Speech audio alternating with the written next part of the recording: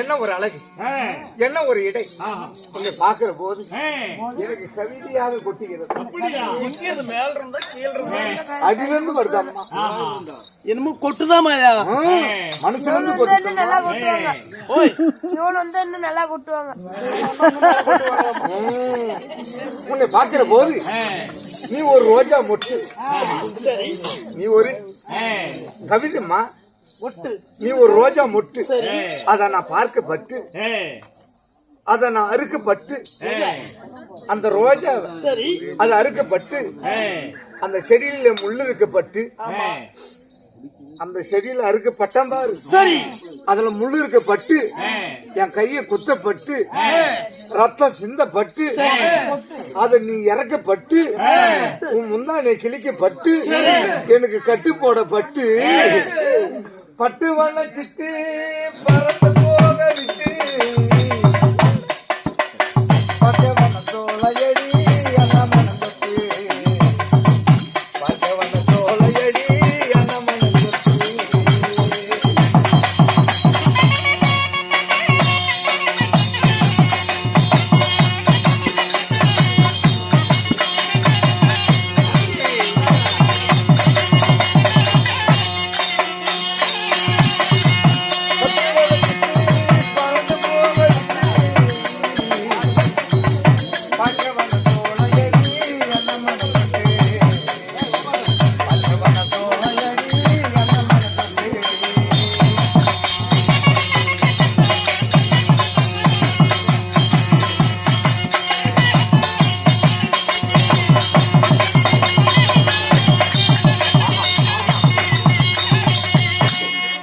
ஒரு அழகு என்ன ஒரு இடை அப்படியே பார்த்துன்னு பொழுதுனைக்குமே இருக்கலாம் ஏமா நீ வாட்டிருக்காங்க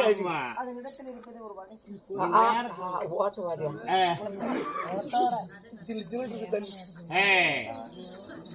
சொல்லம்மா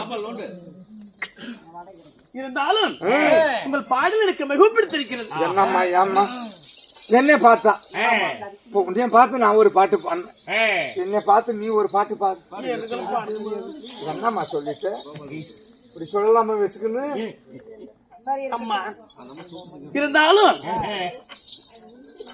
அக்கா என்னாச்சு கீழே விழுந்துட்டாங்களா? கீழே விழுந்துட்டாங்களா? அதுக்குதான் கீழே விழுந்தே பாருங்கன்றது உழுவாங்களா மாதிரி சரிக்கிறேன். என்னமோ இருந்தாலும் நாட்டுக்கு நாடு மகாநாடு இது பெயரும் மதிப்பிற்கு மரியாதைக்கும் உரிய இது அழகுத்திரி நாட்டோட பேர். அம்மா என்ன கோயில்? ஆஞ்சநேயர் கோயில். அம்மா கோயிலே ஆஞ்சநேயர் கோயில்ட்டாங்க. அப்புறம் என்ன ஊரு?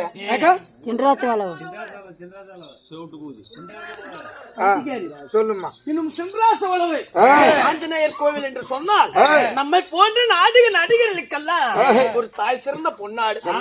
இப்பேற்பட்ட தெய்வீக ராஜ சபையில மற்றுமை ஆங்கிய பெரியவர்களும் மதிப்பிற்கு மரியாதைக்கும் உரிய நமது அருமை தாய் உள்ளங்கள் நாடகத்தை காண்பதற்கென்று வருகை தந்திருக்கும் அனைத்து ரசிகர்கள் குளிரென்று பாராமலும் இப்பேற்பட்ட குளிரிலும் நாடகத்தை காண்பதற்காக அனைத்து ரசிகர்களுக்கும் நம்முடைய நாடக கலைக்குழுவின் சார்பாக இருகரம் கூப்பி மீண்டும் ஒரு முறை முத்தாம்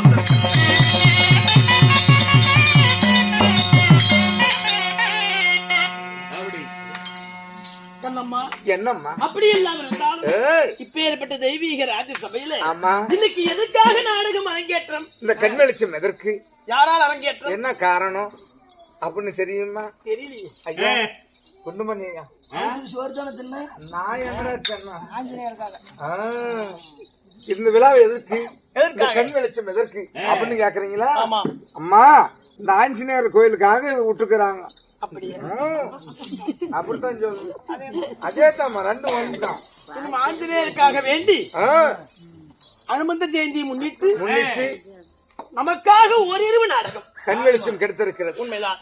போதும் என்று சொல்லக்கூடியது அன்னதானம். அன்னதானம் சாப்பிட்டே இல்லையா? நான் என்னதுக்கு சாப்பிடுறேம்மா? வரக்குள்ளே டிஃபன் சாப்பிட்டு வந்துட்டேன். அம்மா போதும் என்று சொல்லக்கூடிய அன்னதானம் போதாது என்று சொல்லக்கூடிய அன்னதானம் பொருளாதானம் நமக்காக தானளித்து இப்பேற்பட்ட தெய்வீக ராஜ சபையில நம்ம எல்லாம் வரவழைத்து நாடகத்தை அரங்கேற்று செய்தார்கள். உண்மைதான். கண்டிப்பா. அப்படி எல்லாம் இருந்தாலும் அப்பேற்பட்ட சபையில் வைத்தார்களே அப்படிப்பட்ட நாடகம் என்ன? இந்த நாடகத்துக்கு பேரு என்னன்னு கேக்குறீங்களா? என்னப்பா நாடகம்? சரியா போச்சுமா. ஏன் அழிஞ்சு போற? சொல்லம்மா, உன் வாயில சொல்லம்மா. அம்மா இது நடத்தக்கூடிய நாடகங்களும் சீனிவாச பெருமாள் திருக்கல்யாணம். கண்டிப்பா. உண்மைதான். இப்பேற்பட்ட நாடகத்தை அரங்கேற்ற செய்தால் நாடகத்திலே நான் யார் என் பெயர் என்ன? உன் விளக்கம் என்னன்னு கேக்குறியா? சொல்லு பார்க்கலாம்.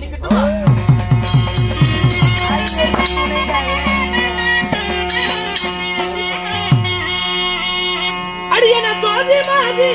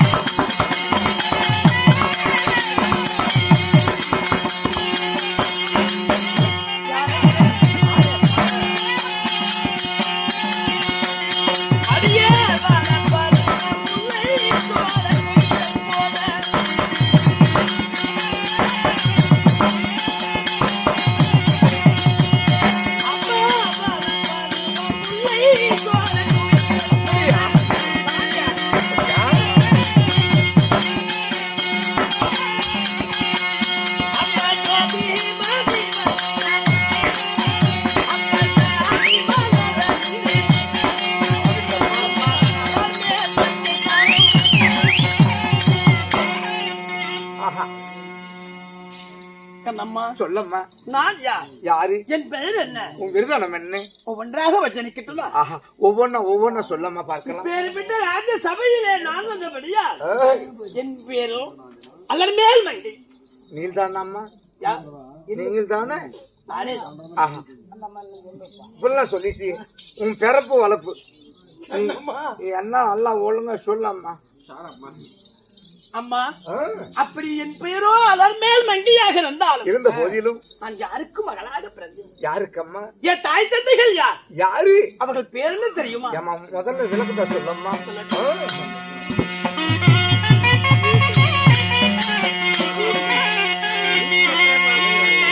ஆடி என்ன ஏன் தந்தையாரே?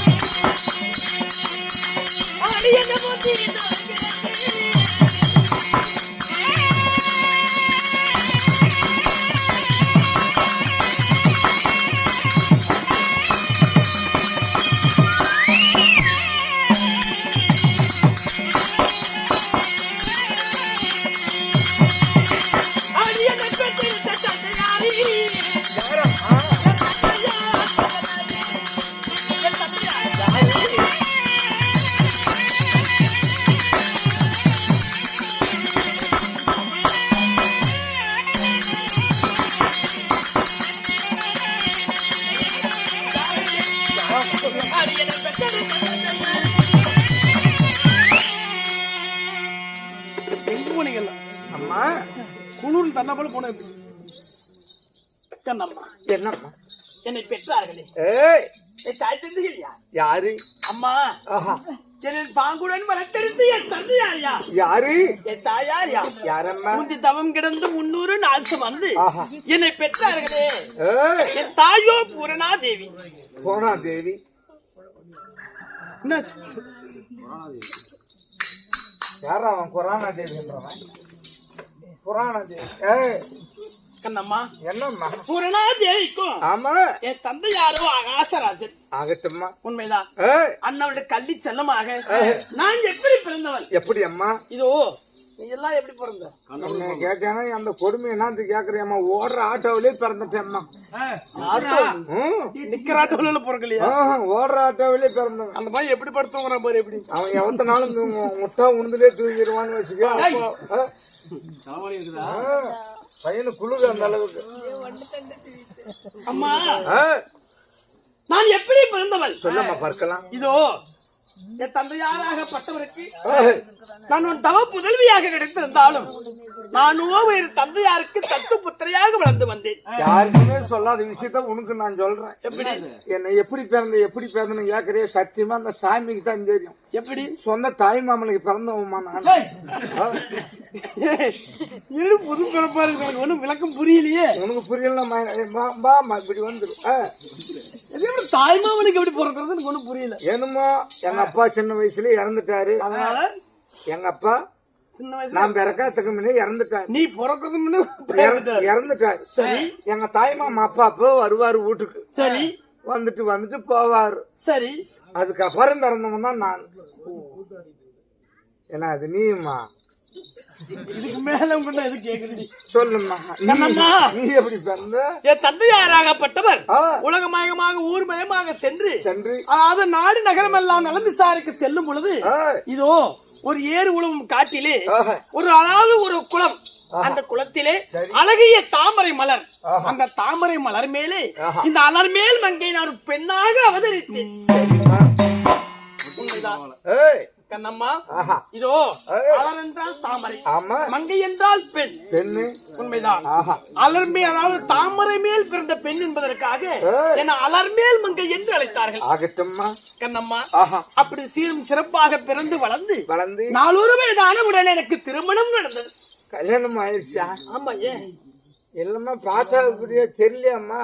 திருமணமாகி கல்யாணமா தெரியலையே அம்மா கல்யாணம் ஆனா ஒவ்வொரு பொம்பளைங்களுக்கு ஒவ்வொரு அடையாளம் ஒண்ணு இருக்குது. என்ன? ஒரு வயசுக்கு வர ஆணு வச்சுக்க ஒரு பொண்ணு, அந்த வயசுக்கு வர பொண்ணுக்கு ஒரு அடையாளம் இருக்கும். வயசுக்கு வரதுக்கு முன்ன அந்த புள்ளோட முகமாற்றமே வேற மாதிரி இருக்கும். அதே மாதிரி மாசமா நிக்கிறாங்க பாரு, அப்ப அந்த பொண்ணோட ஒரு அந்த முகத்தை பார்த்தனா அது ஒரு மாதிரியா இருக்கும். ஆனா கல்யாணம் ஆனா ஒரு அடையாளம் உண்மையாவே இருக்கும். என்ன அடையாளம்? உனக்கு கல்யாணம் ஆயிடுச்சு தானே?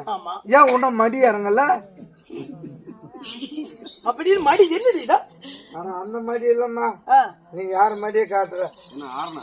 இங்க பாருமா, என்ன மடி தெரியல. ஒரு கண்ணுக்குட்டி போட்டுச்சுன்னா அந்த மாட்டுக்கு என்ன சொல்லுவாங்க? கண்ணு போடுறது மடி இறங்கிட்டு சொல்லுவாங்க. அதான் காரணமேன்றேன். நீ அங்க வர்ற எதுனால அடிக்கிறது? அப்படித்தான் கல்யாணம் ஆயிடுச்சுன்னு சொல்லி சொன்னேன். இறங்கினதெல்லாம் இறங்கினதா முதல்ல ஒரு பையன் மத்தால அடிச்சார்ல, அந்த பையனை எடுத்து வச்சு அது போனா போகுது. என்னத்துக்கு ஊரா முட்டு சமாச்சாரம். இதாம்மா உனக்கு கல்யாணம் ஆயிடுச்சுதானே? ஏன் எனக்கு ஒரு வாய் சிம்பால் கொடுத்தியா? எதுக்கு?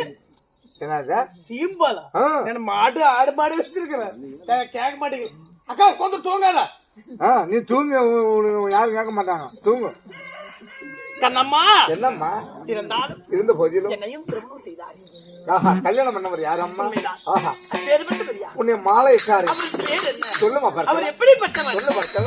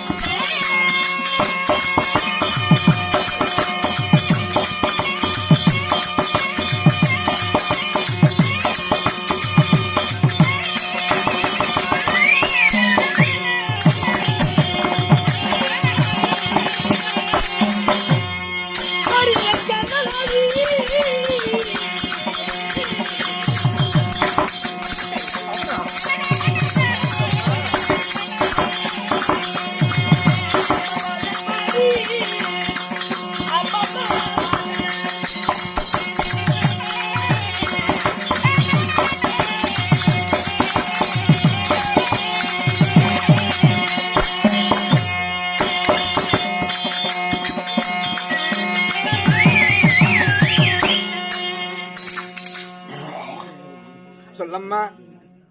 நான் யாரையும் மாலையிட்டேன். யாரு அம்மா? ஏ கணவரியா? யாரு? அக்கா மூக்குத்திக்கிற திரு அந்த பேச கூட என்னதான் பேசுறீங்கன்னு தெரியல. நான் யாரையும் மாலையிட்டேன். ஏன்னா பொம்பளை மாதிரியே இருக்கிறான்னு கேக்குறியா? ஏன் உனக்கு என்ன செஞ்சாங்க? கண்ணம்மா என்னம்மா? அயற்பாடி கண்ணன் அகிலத்தை எல்லாம் ஆண்ட மாயவன் ஓ, கோகுலத்து கண்ணன் கோபால கண்ணனை ஆமாம்மா. இந்த அருமையில் வாங்கி திருமணம் செய்து ஆகட்டம்மா. அம்மா அது மட்டும் இல்லாமல் இன்னும் அருமையா நம்முடைய வேடத்தை பாராட்டி யாரு துளசி ஐயா அவர்கள் ஆமா. அன்னவர் சித்திர நமக்காகவும் அது மட்டும் இல்லாமல் அருமை தாய் குழந்தை அம்மாள் அவர்கள் அன்னவர் சித்திர நமக்காகவும் அன்பளும் செய்தார்கள். ஆகட்டும். அன்னவர் குடும்பம் நோயற்ற வாழும் குறைவற்ற செல்வை பெற்று வாழ்ந்திருக்க இந்த அனுமந்த பாலனை பிரார்த்திப்போம்.